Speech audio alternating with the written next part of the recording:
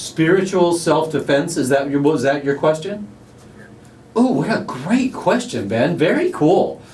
Because before the show, we were just talking about that, how so many martial arts just teach the physicality and they leave the energy, the spirit, the philosophy out of it.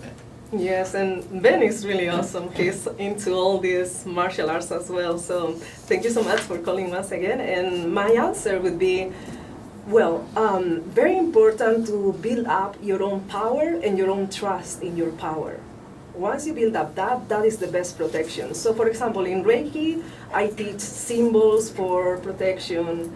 But in reality, if we go to the ancient meaning of the symbol, what they truly work for is to empower us, so that we understand that nothing can harm us as long as we take ownership of our own energy, our own space, our own aura.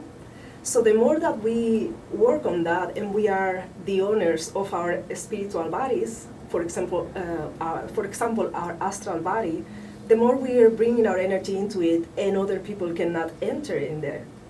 So for example, imagine that you have, let's say, I put this example before, but let's say that we have a car. It's a luxurious car, it's amazing, but we leave it in the middle of the Bronx, okay? We leave it there, and we never ever go check on it. So most likely it's not going to stay very well.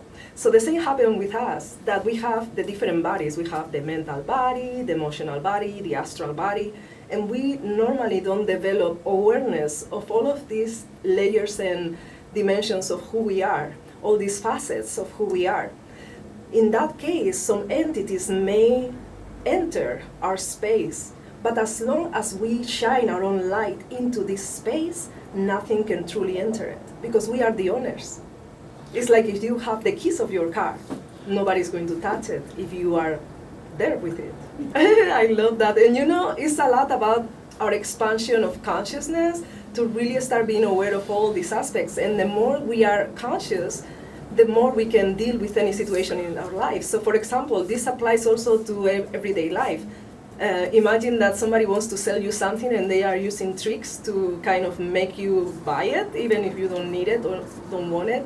But once you understand those techniques and you expand your consciousness, then you say, oh yeah, right. So once you know that your ownership of your field is so powerful, any entity that would appear or any attack that would come, you would say, out of here. You can just go away because this is my space and you are out. That's it. That is it.